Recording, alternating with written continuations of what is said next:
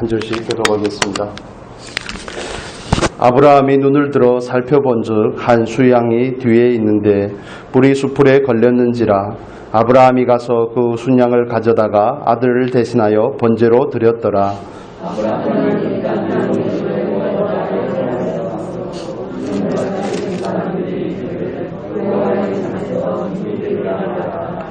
여호와의 사자가 하늘에서부터 두 번째 아브라함을 불러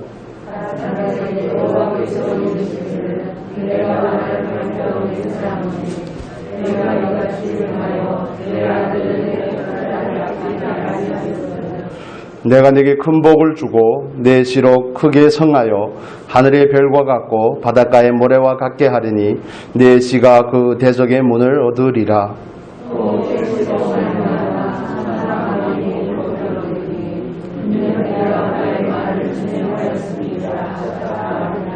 같이 읽겠습니다. 이에 아브라함이 그 사환에게로 돌아와서 함께 떠나 브엘세바에 이르러 거기 거하였더라. 아멘. 오늘은 지난주에 이어서 창세기 22장의 말씀 다시 한번 살펴보려고 합니다. 오늘은 믿음과 순종, 즉 여호와 이레를 만나는 방법에 대해서 우리가 함께 살펴보고자 합니다. 창세기 22장을 끝으로 이제는 이삭의 역사가 시작이 됩니다.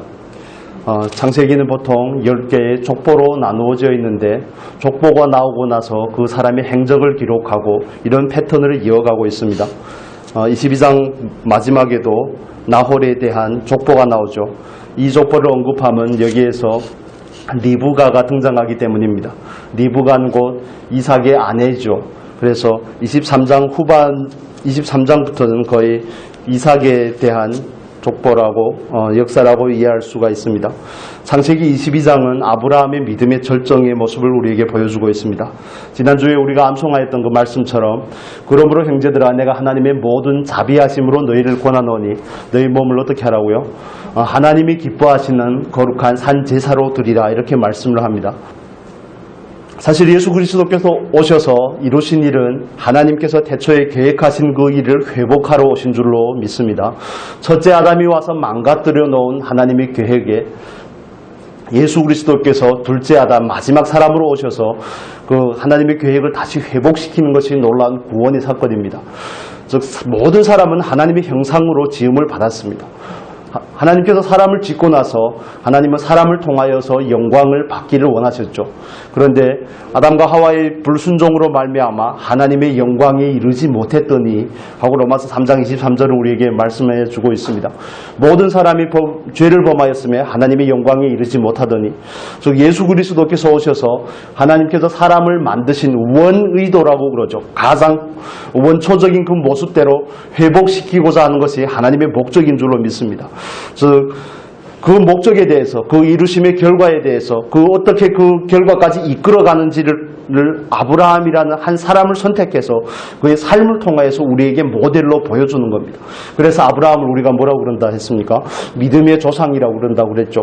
아브라함이 믿음이 좋아서가 아니라 우상 숭배하던 아브라함에게 하나님께서 친히 찾아가셔서 그를 부르시고 셈의 후손 가운데서 그를 부르시고 그를 택하여 약속의 땅으로 이끌어 들이시고 창세기 12장부터 22장까지 10장, 10장에 걸쳐서 매 장마다 하나님의 다양한 하나님에 대해서 소개해주고 만나게 해주고 그러면서 그의 믿음의 모습이 일취월장하는 모습을 통해서 오늘 22장이라는 결과가 있는 겁니다.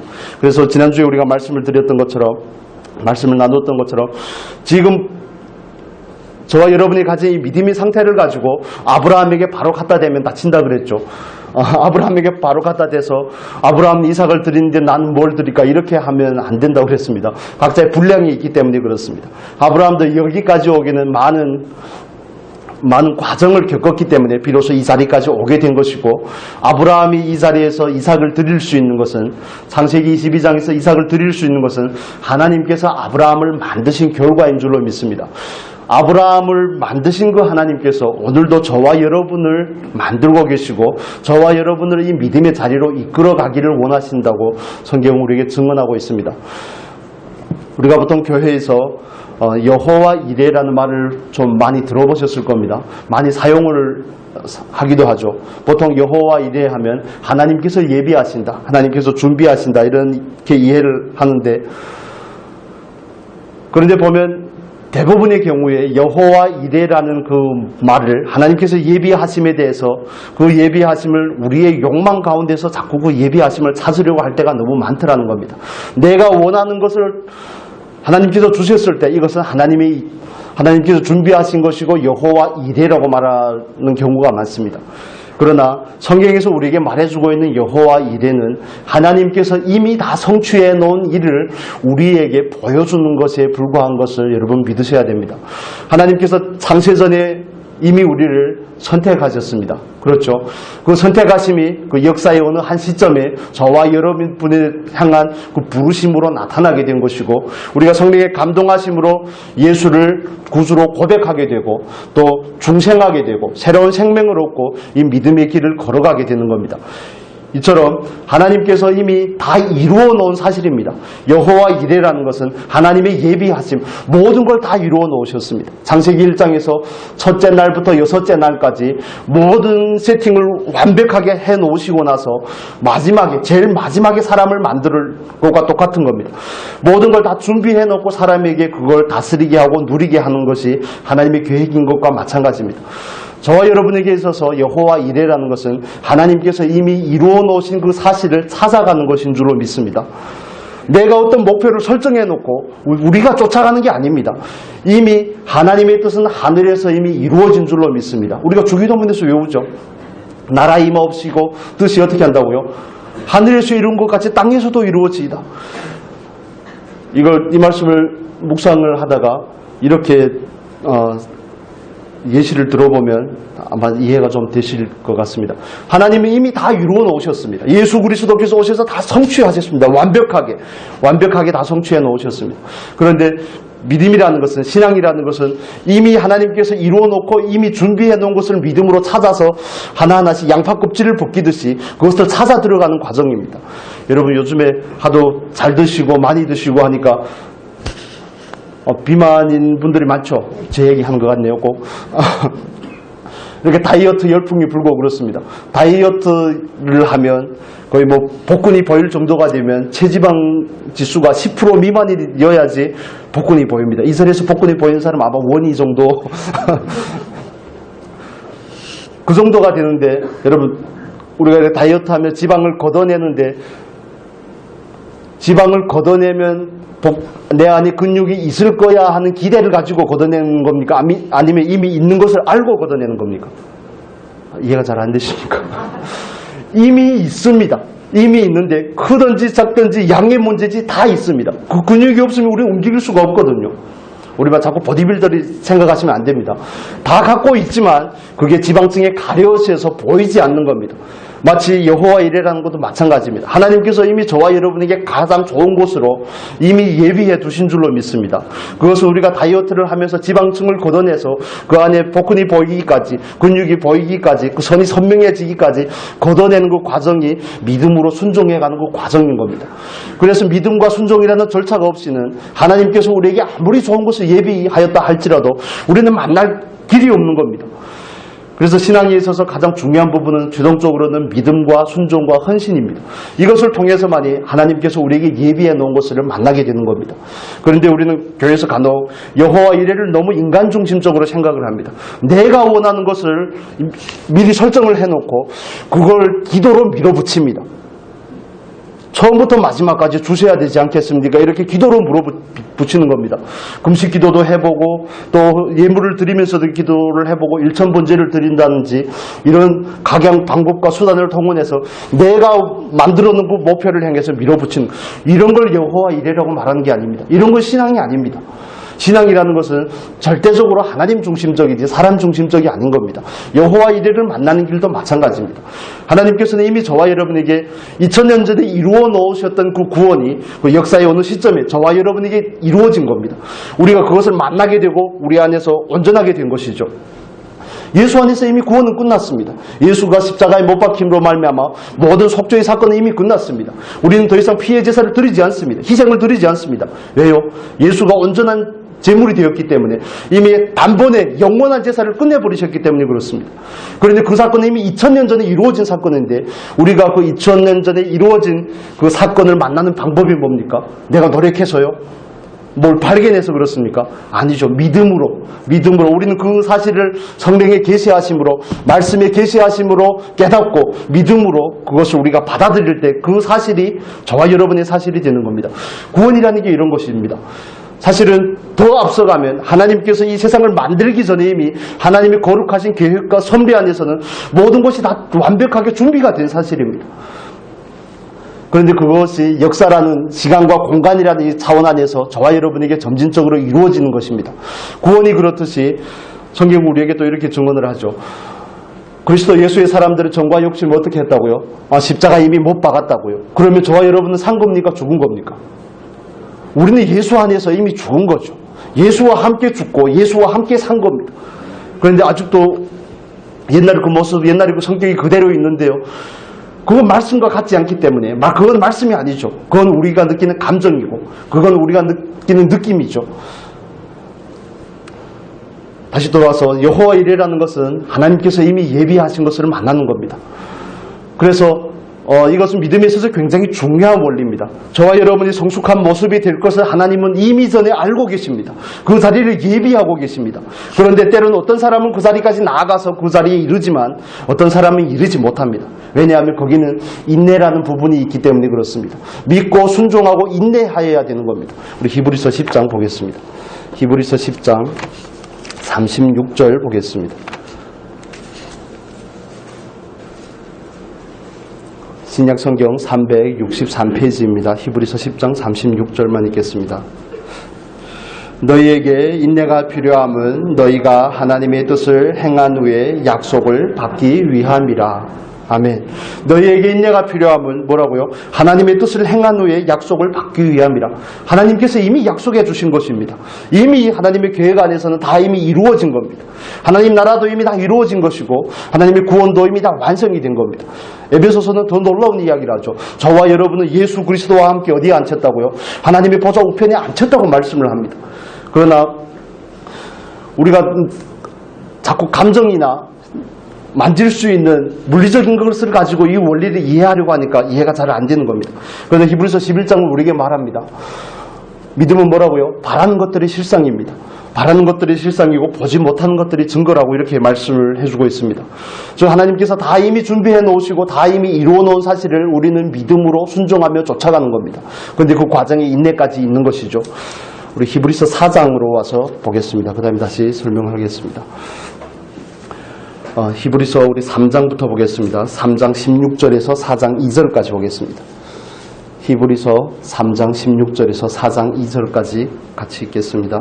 355페이지입니다. 15절부터 읽겠습니다. 3장 15절부터 성경에 일러스되 오늘날 너희가 그의 음성을 듣거든 노하심을 격동할 때와 같이 너의 마음을 방패하게 하지 말라 하였으니 듣고 경록해 하던 자가 누구뇨 모세를 쫓아 애굽에서 나온 모든 이가 아니냐 또 하나님이 40년 동안에 누구에게 노하셨느뇨 범죄하여 그 시체가 광야에 엎드러진 자에게가 아니냐 또 하나님이 누구에게 맹세하사 그의 안식에 들어오지 못하리라 하셨느뇨 곧 순종치 아니하던 자에게가 아니냐 이로 보건대 저희가 믿지 아니함으로 능히 들어가지 못한 것이라 그러므로 우리는 두려워할지니 그의 안식에 들어갈 약속이 남아 있을지라도 너희 중에 혹 미치지 못할 자가 있을까 함이라 저희와 같이 우리도 복음 전함을 받은 자이나 그러나 그 들은 바 말씀이 저희에게 유익되지 못한 것은 듣는 자가 믿음을 화합지 아니함이라. 아멘. 이것은 출애굽한 이스라엘 백성들의 이야기를 하고 있습니다. 하나님께서는 가나안 땅을 주시겠다고 모세에게 이미 약속을 하셨죠. 430년 전에 아직 이삭도 나기 전에 하나님께서 아브라함을 부르실 때 그에게 가나안 땅을 약속해 주신 겁니다. 약속해 주시고 나서 너의 후손들의 이방에서 400년 동안 객이 된다고 말씀을 하시고 출애굽기에서는 430년이 될 때 아브라함의 후손들이 애굽에서 나오게 되는 겁니다. 그런데 애굽에서 나온 이스라엘 백성들은 이미 하나님께서 주신 땅을 향해서 나아가는 겁니다. 우리 창세기 21장에서 아브라함이 아비멜렉에게서 우물을 사는, 증거의 우물을 사는 그 장면을 보았습니다. 23장에 가면 또 막벨라구를 막대한 돈을 주고 사게 됩니다. 그것은 하나님께서 이 땅을 나에게 주셨음의 확증인 겁니다. 도장을 찍는 것과 마찬가지인 겁니다. 하나님은 아브라함에게 이미 그 땅을 주신 겁니다. 물론 그 땅에는 가나안 원주민들이 살고 있죠. 7 족속이 살고 있지만 하나님은 이미 주셨습니다. 그래서 이스라엘 백성들이 애굽에서 나와서 가나안을 향해 나갈 때는 오리무중에 걸어가는 것처럼, 방향이 없고 목적이 없는 것처럼 가다 보면 되겠지가 아닙니다. 가다 보면 되겠지가 아니라 목표지가 확실히 설정이 되어 있는 겁니다. 여러분, 여기에서 순천에서 서울을 간다고 치면 서울이 어디에 있는지 우리가 정확하게는 알지 못하지만 서울이라는 데가 있다는 것을 알기 때문에 가는 거 아니겠습니까? 가다 보면 서울이라는 동네가 나오겠지, 이런 게 아닙니다. 보물지도를 가지고 찾아가는 것도 마찬가지죠. 거기에 보물이 있다는 그런 확정적인 증거가 있기 때문에 거기로 나아가는 것과 마찬가지입니다. 그래서 우리가 하나님의 약속이 아무리 있고 아무리 건재하다 할지라도, 하나님이 아무리 신실해서 그 약속을 이루기까지 쉬지 않는다고 하실지라도 저와 여러분이 믿음을 가지지 못하면 하나님께서 약속하신 것을 우리가 결코 만날 수 없음을 성경 우리에게 말해주고 있습니다. 이스라엘 백성들이 60만이나 되는 이스라엘 백성들이 애굽에서 나왔습니다. 60만 3,550명이 나왔습니다. 20세 이상의 남자들만. 그런데 가나안 땅에 들어간 사람들이 있습니까? 첫 세대에는 없습니다. 광야에서 태어난 사람들만 들어갔습니다. 첫 세대는 2사람, 산 사람 2사람, 죽은 사람 1사람. 갈렙과 여호수아와 누구죠? 요셉. 요셉은 창세기에서 마지막에 50장에서 그런 유언을 합니다. 내가 죽을 때, 내가 죽고 나서 당신들이 출애굽하게 될 건데, 언젠가는 출애굽을 하게 될 건데, 그때 내 유해를 가지고 나가라고 말합니다. 내 유고를 가지고 가라고 말하는 겁니다.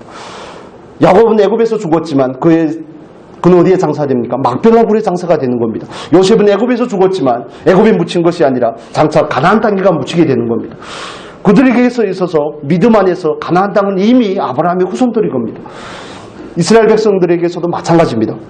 하나님 그들에게 약속으로 주셨고 그 땅을 주기로 확정하셨기 때문에, 이미 다 계약서를 썼기 때문에 그들에게 그 계약을 이루어 나가는 과정이 홍해를 건너는 과정이고 광야를 통과하는 과정이고 요단강을 건너서 가나안 땅에 들어가서 정복하는 과정입니다. 그 과정에 첫째로 필요한 것이 믿음입니다. 저와 여러분이 만일 하나님께서 우리에게 예비하신 그 놀라운 축복을 만나기를 원한다면, 이미 예비하신 그 축복을 만나기를 원한다면 우리는 믿어야 되는 겁니다. 그렇다면 이렇게 또 질문을 하겠죠. 믿기 싫은 사람이 어디 있습니까? 이렇게 또 하실 수가 있는데, 그런데 하나님께서 믿어지게 하시는 게 하나님께서 하시는 일인 줄로 믿습니다. 제가 처음에 예수를 믿을 때로 회상해 보면 왜 그렇게 의심이 많았던지, 별로 이성적이지도 않는데 얼마나 의심이 많았는지 모릅니다. 그런데 알게 모르게 시간이 가면서 점진적으로 그 의심의 구름들이 거쳐지고 더 확연하고 더 확실하게 보이게 되는 것을 보게 됩니다. 그게 전적인 성령의 역사죠.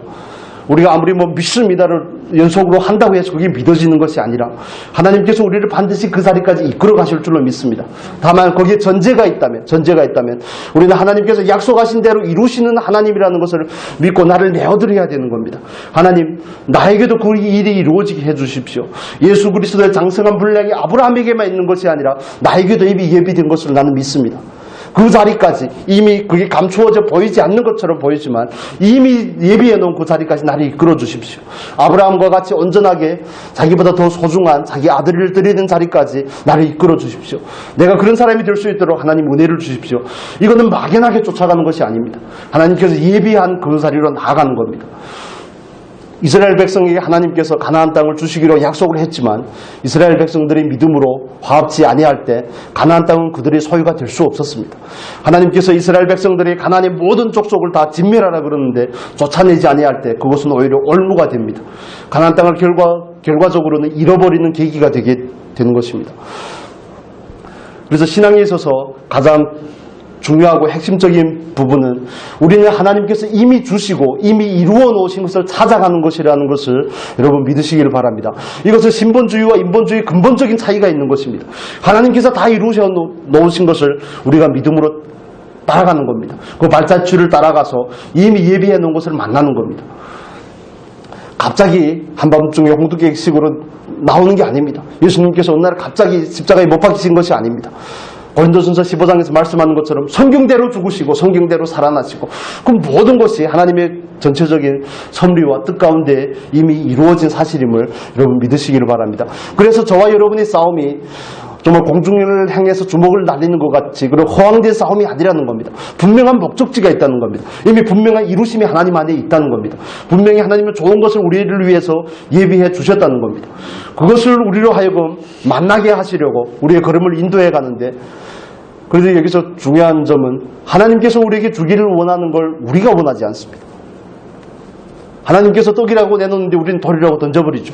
하나님께서 생선이라고 그러는데 우리는 자꾸 뱀이라고 그러는 거죠. 사실 오늘 저와 여러분이 만나는 가장 좋은 것도 하나님께서 이미 예비해 놓은 것을 우리가 만나는 것인 줄로 믿습니다. 그분이 사랑과 공의 안에서 만나는 겁니다. 우리가 심은 대로 거두는 것도 그 원리가 똑같은 겁니다. 그래서 하나님은 공의의 하나님이시고 심는 대로 거두게 하시는 하나님이신 것이죠. 이미 다 예비해 놓은 것을 우리가 만나는 겁니다. 그래서 여기서 결정적인 부분은 저와 여러분이 어떤 태도를 취하느냐가 굉장히 중요합니다. 빌립보서 2장 5절에 보면, 빌립보서 2장 5절에 보면 찾지 않으셔도 됩니다. 제가 읽어드리겠습니다. 너희 안에 이 마음을 품으라 곧 그리스도 예수의 마음이니. 우리가 보통 이렇게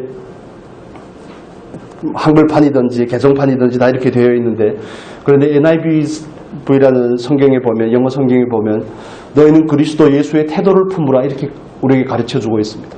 마음이라는 것 즉 태도를 의미하는 겁니다. 예수 그리스도가 하나님께서 이미 약속해 놓은 그 사실을 이루기 위해서 이 땅에 오셨지만 예수님께서 믿음으로 순종했기 때문에 그것이 가능한 겁니다. 오늘 우리가 살펴보는 창세기 22장의 이삭도 예수 그리스도를 예표하는 것입니다. 다시 창세기로 돌아오셔서 보겠습니다. PPT 한번 보여주시겠습니까? PPT 우리 도표를 한번 보겠습니다. 이렇게 표로 정리를 해봤는데 더 있는데 6가지로만 정리를 해보았습니다. 먼저 성경은 예수 그리스도에 대한 기록입니다. 그렇죠. 이 성경은 나에 대하여서 증거하는 것이라고 성경은 우리에게 말씀해주고 있기 때문에 그렇습니다. 예수님께서 친히 하신 말씀이죠. 구약에서 많은 모형들이 있습니다. 방주도 예수 그리스도의 모형이고, 노아도 그 모형이고, 이삭도 모형이고, 모세도 모형이고, 다윗도 모형이고, 많은 모형들이 있습니다. 그런 모형을 통해서 실체인 예수 그리스도를 먼저 희미하게나마 보여주는 겁니다. 이삭이 대표적이죠. 첫 번째 보면 이삭은 아브라함의 독자였습니다. 예수 그리스도는 하나님의 독자시죠. 하나님이 세상을 이처럼 사랑하사 독생자를 주셨으니 예수 그리스도를 주신 사건입니다. 또 이삭은 약속의 자녀입니다. 언약의 아들이고 약속의 자녀인 것처럼 예수 그리스도께서도 마찬가지입니다. 이미 구약 성경이 미리 예언해 놓았던, 미가서에서 예언해 놓았던 그런 사건들의 성취가 예수 그리스도의 탄생으로 결과적으로 성취가 되는 겁니다. 세 번째, 이삭은 잉태하지 못하는 90세인 사라에게서 났습니다. 예수 그리스도는 누구에게서 났습니까? 동정녀 마리아에게서 났죠. 남자를 알지 못하는 동정녀 마리아에게서 나신 겁니다.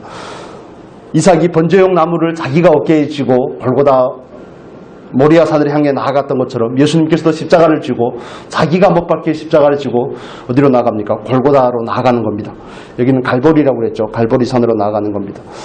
이삭이 아버지 아브라함의 뜻에 죽을 것을 알고도 순종하셨던 것처럼 예수님께서도 마찬가지입니다. 물론 겟세마네 동산에서 이산이 물러가게 해주시라고 하는 그 기도가 있지만, 그러나 그건 궁극적으로 순종하심으로 그 성취를 온전하게 이루게 되신 것입니다. 여섯 번째 보면 모리아 산에서 제단에서 이삭이 아무 말도 없이 결박을 당하죠. 능히 반응할 수 있는 나이임에도 불구하고 결박을 당했던 것처럼 예수님께서도 로마 군인들에게 결박을 당하신 겁니다. 또 다른 부분들도 많이 있지만 이처럼 우리 창세기로 다시 돌아와서 창세기 말씀 다시 보겠습니다. 하나님께서 아브라함에게 이삭을 드리라고 할 때 아브라함은 즉각 순종을 하셨습니다.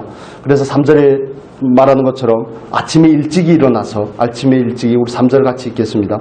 아브라함이 아침에 일찍이 일어나 나귀의 안장을 지우고 두 사왕과 그 아들 이삭을 데리고 번제에 쓸 나무를 쪼개어 가지고 떠나 하나님의 자기에게 지시하신 곳으로 가더니 예, 개정판 성경에는 일러준 곳으로 가더니 이렇게 나와 있습니다. 하나님께서 일러준 곳으로 아브라함 나아간 것입니다.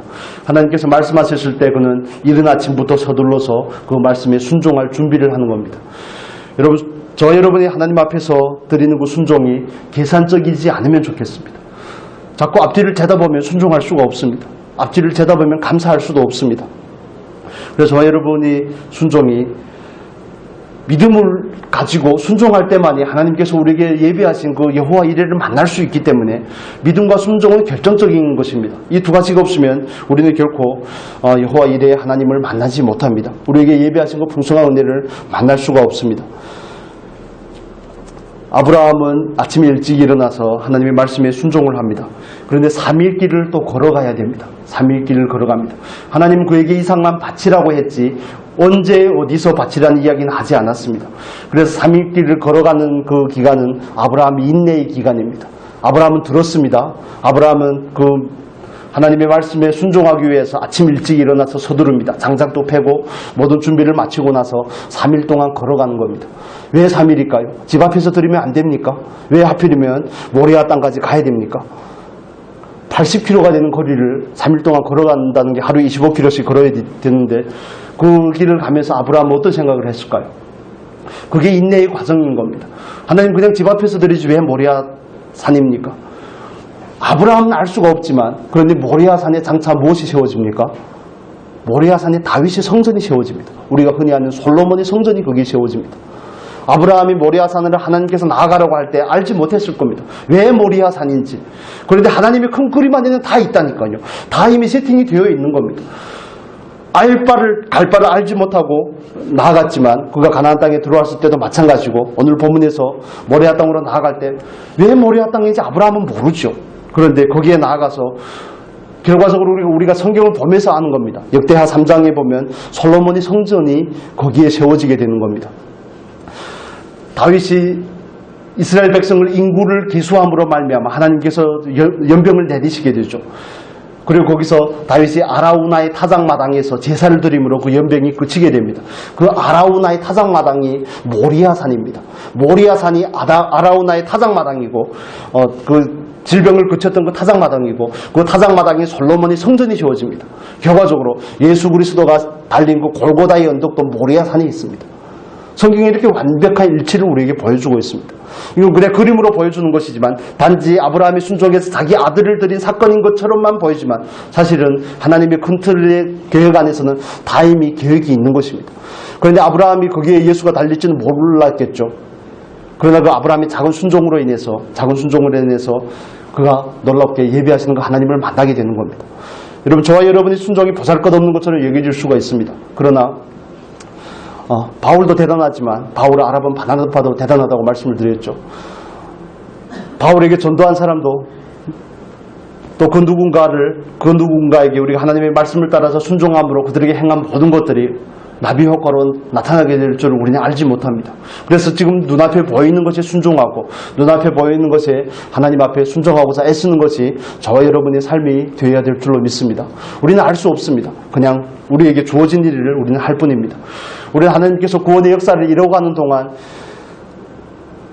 그 흐름 가운데서 각자의 역할이 있습니다. 각자의 역할이 있습니다. 하나님은 저와 여러분을 부르셔서 각자에게 합당한 역할을 주십니다. 그것이 우리가 하나님의 그 구원의 역사에 참여하는 방법이죠. 여러분에게 또 여러 번 말씀을 드렸던 것처럼 저는 가끔씩 기도할 때마다 하나님 앞에도 감사하지만 저에게 전도해 주었던 저희 숙모에게 감사합니다. 어떻게 이런 방법으로 사람마다 전도를 받고 예수를 믿는 방법이나 그 수단이나 방법은 차이가 있겠지만 왜 하나님은 그분을 통해서 그런 일들을 하셨을까? 지금은 살았는지 죽었는지도 알 수가 없습니다. 복음을 전한다고 북한으로 다시 돌아갔지만 한 번 통화를 해봤습니다. 북한에서 전화가 와서 한 번 통화를 해보고 지금 살았는지 죽었는지도 알 수가 없습니다. 그냥 예수를 복음을 전해서 몇 사람이 같이 예배를 드린다는 얘기만 그때 듣고 그 다음부터 이제 한 7, 8년 가까이 되는데 전혀 소식이 없습니다. 그리고 그 사건을 생각할 때마다 그런 생각이 드는 겁니다. 하나님께서 왜 하필이면 그런 방법을 통해서 일을 하셨을까? 여러분에게도 전도하신 분들이 계실 겁니다. 그분들이 그때는 가장 작은 순종을 보였을지 모르지만 여러분이라는 놀라운 결과를 얻게 된 것이 하나님의 계획 가운데 있는 일인 줄로 믿습니다. 그래서 우리가 오늘 드리는 작은 순종이 장차 어떻게 나타날지 알지 못하는 겁니다. 우리는 항상 크고 놀랍고 많고 이런 걸 원할지 모르지만 하나님의 나라는 겨자씨를 심는 것과 같습니다. 미미한 겁니다. 보이지도 않습니다. 잘. 그런데 심어 놓으면 그 생명의 역사가 놀랍게 일어나는 것인 줄로 믿습니다. 그래서 우리는 하나님 앞에 말씀을 들으면 믿음의 분량을 따라 순종하는 은혜가 있기를 바랍니다. 순종해야지 하나님을 만날 수가 있습니다. 사실 아브라함, 이삭을 드리는 그 행위는 하나님 앞에서 원초적인 그 인간의 본분으로 돌아가는 행위라고 볼 수 있습니다. 예배하는 행위입니다. 하나님은 저와 여러분을 하나님 앞에서 온전한 예배자로 세우기를 원하십니다. 거룩한 산제사로 드리기를 원하시는 것이 하나님의 마음이신 겁니다. 여기나 저기가 아니라 정말 하나님 앞에 진정을 다해서, 신령과 진정을 다해서 하나님을 찾는 자가 누구인지를 하나님은 오늘도 찾고 계신 줄로 믿습니다. 예배 자리에 앉았다고 다 예배가 아니죠. 그렇다면 한국에 계신 성도님들이 복을 제일 많이 받게요. 전 세계에서 예배를 제일 많이 드리는데 그렇지 않습니까? 하나님은 절대 만월의 여김을 받지 않으십니다.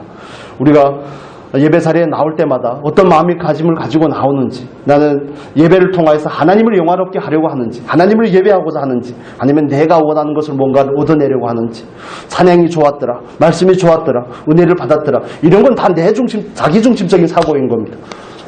찬양이 좋으면 어떻고 안 좋으면 어떻습니까? 은혜 받는 게 중요한 겁니까? 찬양은 내가 은혜 받고자 부르는 겁니까? 찬양은 하나님께 영광이 되기 위해서 부르는 거죠. 예배는 내가 들어서 내가 뭘 깨닫기 위해서 예배를 드리는 겁니까? 신자의 마땅한 본분이기 때문에 우리는 드리는 겁니다. 나는 죄인이지만 하나님께서 나에게 은혜를 베푸셔서 나를 다시 하나님께서 의도하시는 원래의 계획 가운데로 돌이키셨다는 거, 회복하셨다는 그 은혜의 감격으로 나오는 것이 예배거든요. 뭐 기도가 좋니, 말씀이 좋니, 찬양이 좋니, 이런 건 다 배부른 소리입니다. 하나님 앞에서. 이건 정말 완전히 인간 중심적인 사고방식입니다. TV 채널만 틀면 예배가 나오고 설교를 듣고 말씀을 듣는다고요. 예, 그런 것도 좋죠. 그런 것도 좋습니다. 그러나 그거 예배라고는 할 수 없는 것입니다. 여러분 이해가 되십니까? 우리가 하나님 앞에 나오는 것은 정말 아브라함과 같은 예배자가 되기 위해서 그 마음이 하나님의 마음이고 저와 여러분을 향한 하나님의 기대인 줄로 믿습니다. 원래 상태를 회복시키고자 하는 하나님의 마음, 먹든지 마시든지 그 무엇을 하든지 하나님께 영광을 돌리는 사람이 되고자 만들어 가시는 그 하나님의 열심에 대해서 여러분 얼마나 알고 계십니까? 뭐 찬양이 좋았더라, 기도가 좋았더라, 말씀이 좋았더라, 말씀 왜 저따구로 하냐, 이런 게 아니라 여러분 그건 전적인 사람의 인간 중심의 사고입니다. 말씀을 듣고 깨닫는 것도 성령께서 하셔야지 되지, 우리가 깨닫고 싶으면 깨달아지는 겁니까? 그런 게 아닙니다. 신앙은 전체적인 판을 먼저 뒤집어야 됩니다. 내 중심적으로 쫓아가는 게 여호와 이레가 아닌 것처럼, 내가 목적을 설정해놓고 그것을 성취하려고 온갖 용을 쓰는 게 여호와 이레가 아닌 것처럼, 신앙이라는 것은 전체적인 판을 뒤집는 사건입니다. 하나님 중심적인 삶으로 나아가는 겁니다. 내 중심적인 사고에서 하나님 중심적인 사고로 나아가는 겁니다. 찬양을 내가 좋아서 내가 좋아하는 찬양을 드리는 게 아니라 하나님께서 기뻐하시기 때문에 드리는 겁니다. 하나님을 찬양하는 것이 마땅하기 때문에, 호흡이 있는 자들은 하나님을 찬양하라고 말씀하시는 것처럼 그게 마땅한 본분이기 때문에 우리가 하는 것입니다. 예배하는 것도 마찬가지입니다. 예배 시간이 기니 짧으니 하는데 중국에서 예배 드리면 2시간 드립니다. 심지어 주일날에 예배 드리기 전에 30분 찬양 연습을 합니다. 또 다 같이 30분 연습을 하고 깜짝 놀랐습니다. 저 거기 갔을 때 30분 연습을 하고 찬양을 30분 부르고 설교를 1시간 반을 합니다. 어쩔지 하다 보면 3시간이 걸립니다. 그런데 이런 의사도 아닙니다. 쪼골상이 그대로 꼼짝 않고 앉아 계십니다. 여러분 화장실에서 목욕탕에서 쓰는 그 작은 쪼골상 있죠. 그런 걸상에 그냥 부동의 자세로 앉아 있습니다. 뭐 그분들이 얼마나 대단하다 그런 얘기를 하려고 하는 것이 아니라 그게 예배자의 태도가 아닐까요? 뭐 시설이 좋니 안 좋니, 마이크는 왜 저러니, 소리는 왜 저러니, 그런 것보다 더 본질적인 게 무엇인가 하는 것을 여러분에게 되묻고자 하는 겁니다. 우리는 하나님 앞에 나와서 하나님을 만나고 하나님께서 우리에게 주신 말씀을 받고 이런 것보다 더 중요한 게 있습니다. 하나님을 하나님으로 대접하는 겁니다. 하나님을 하나님으로 예배하는 겁니다. 그것이 저와 여러분의 마땅한 본분인 줄로 믿습니다. 드리라고 하니까 드리는 겁니다. 그게 아들이면 어떻고 돈이면 어떻습니까? 시간이면 어떻고 정성이면 어떻습니까? 하나님께서 드리라고 하니까 드리는 거죠. 믿음의 분량을 따라서. 우리가 감동받은 바를 따라서 드리는 겁니다. 그런데 그 드림이 때로는 사람을 향함이 되고 그 드림이 자기 만족이기 때문에 누군가가 알아주지 않으면 섭섭한 겁니다. 섭섭할 것 같으면 애초에 하지 않으시는 게 좋습니다. 왜냐하면 그걸 감당하기가 힘들기 때문에 그렇습니다. 그래서 하는 얘기들이 뭡니까? 맨날 상처를 받았대요. 뭔 상처를 그렇게 잘 받는지 잘 모르겠지만 하나님께 하면 하나님 앞에 상처를 차라리 받으십시오. 내가 하나님 앞에 이렇게 잘하는데 하나님 이렇게 푸대접 합니까? 이렇게 나가면 해결할 길이라도 있죠. 그런데 예수를 믿는 분들이 한번 모순이 생기면 잘 안 풀어지는 거 여러분 잘 아시죠? 하나님 앞에 하지 않아서 그렇습니다. 그렇다고 제가 뭐 모든 것을 다 하나님 앞에서 한다 그런 게 아닙니다. 저도 만난 사람들 가운데 섭섭한 것이 있습니다. 그렇게 정말 마음을 다해서 그때는 그렇게 좋다고 그러더니 그렇게 하나님을 만나고 은혜를 받더니 마지막에는 뒤통수를 오지게 후리치더라고요. 그러면서 우리가 바뀌는 거 아니겠습니까? 내가 그래도 사람에게 한 부분이 있구나. 이렇게 하면 안 되겠구나. 그래서 그런 기대들을 점점 내려놓게 되는 것이죠. 우리에게 있어서 가장 중요한 부분들은 그 가장 기초적인 문제부터 해결을 하는 겁니다. 틀을 바꾸는 겁니다. 틀을 바꿔야 됩니다. 하나님 중심적인 삶으로 그 틀을 바꾸는 그런 은혜가 있기를 바랍니다. 이것이 하나님께서 원하시는 거기 때문에 그렇습니다. 저에게도 원하는 바가 있고 여러분에게도 하나님이 원하시는 바가 있을 겁니다. 그러나 하나님께서는 그 일을 이루기까지 결코 그 열심을 멈추지 않으실 겁니다. 우리를 끊임없이 다루시고 우리에게 예배해 놓은 가장 좋은 것을 주시기 위해서 끊임없이 달려가게 될 겁니다. 그래서 우리는 상황을 바라보지 않습니다. 우리는 우리의 느낌과 감정을 따라 쫓아서 행하는 것이 아닙니다. 우리는 믿음으로 사는 겁니다. 그렇죠? 오직 의인은 믿음으로 말미암아 살리라. 너에게 인내가 필요하면 뭐라고요? 약속하신 것을 받게 하기 위함이라고 말씀해주고 있습니다. 아브라함이 3일 길이 가지는 의미가 여기에 있습니다. 3일 동안 왜 하필이면 모리아 산입니까? 왜 하필이면 자기 아들입니까? 이런 조건을 다 따지다 보면 우리는 순종할 수가 없고 이런 순종을 하지 않다 보면 하나님을 만날 수가 없습니다. 더 깊은 더 넓은 그 하나님을 우리가 만나고 누릴 수가 없기 때문에 그렇습니다. 좀 하나님께서 우리에게 풍성한 은혜로 함께 하셔서 우리가 알아가는 그 하나님의 크기가 점점 더 커지면 좋겠습니다. 점점 더 깊어지면 좋겠습니다. 하나님께서 사람을 만든 그 원초적인 형태로 돌아가는 은혜가 있기를 바랍니다. 하나님께서 우리가 우리의 형상을 따라서 사람을 만들었을 때는 사람을 통해서 예배를 받기 원하는 것이 하나님의 마음인데 때론 저도 그런 것 때문에 회개를 하지만 하나님을 너무 부대접한 것 같다는 생각이 많이 듭니다. 익숙해지니까 너무 함부로 하는 것 같다는 생각들이 많이 듭니다. 그렇지만 하나님은 결코 다른 부를 드리는 것을 용납하지 않는 하나님이라는 사실을 우리가 또한 염두에 둬야 되는 것입니다. 우리가 마지막으로 한 가지 또 살펴볼 텐데요. 우리 5절의 말씀 같이 보겠습니다. 22장 5절입니다. 22장 5절 같이 보겠습니다. 이에 아브라함이 사환에게 이르되 너희는 나귀와 함께 여기서 기다리라.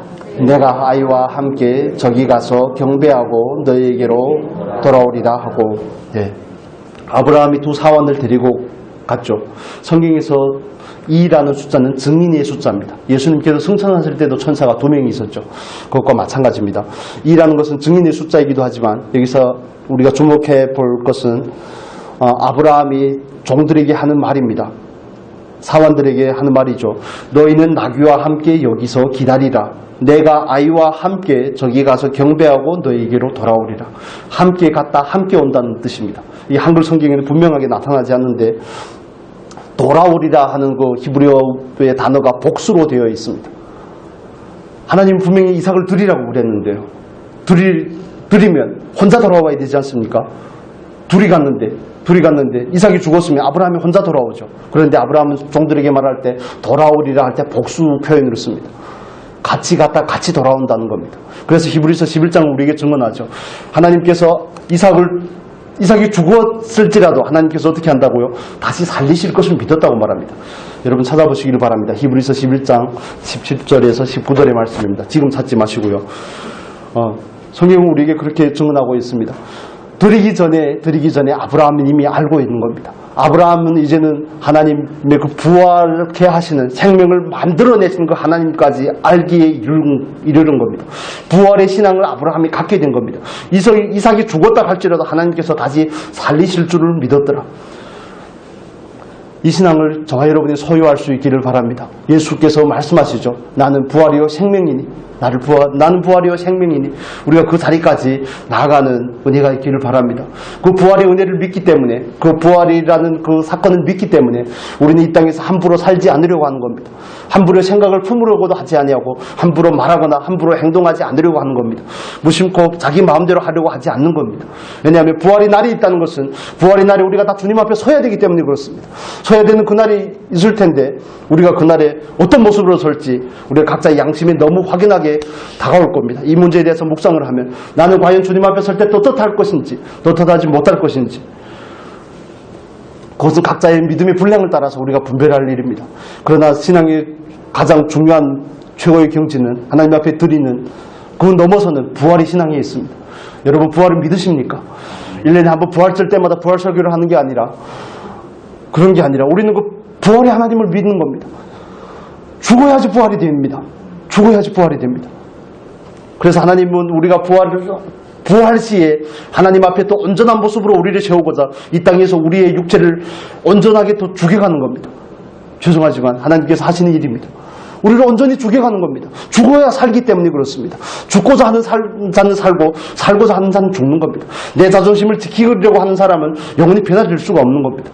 예수님께서 오셨지만 바리새인들과 서기관들은 안 된다니까요. 자기 것을 내려놓으려고 하지 않기 때문에 그렇습니다. 순종할 기미조차 보이지 않기 때문에 그렇습니다. 오늘 하나님께서 저와 여러분의 인생 가운데 역사하시는 것은 우리를 날마다 죽여가는 그 과정인 줄 믿으시기를 바랍니다. 이미 그 자리가 확고하게 있기 때문에 그 자리를 향해 우리를 이끌어가는 겁니다. 그래야지 이 땅에서 우리가 온전히 죽어서 우리를 통해서 성령께서 하시는 일들이 쌓여야지 그게 저와 여러분에게 공백이 되는 겁니다. 하나님 앞에 상급이 되는 겁니다. 자기 마음대로 살았는데 하나님 앞에 상급이 있겠습니까? 자기 마음대로 살았는데 하나님 앞에 갔을 때, 옛날에는 개털모자 얘기를 많이 했죠. 면류관이 있겠습니까? 절대 그럴 수가 없습니다.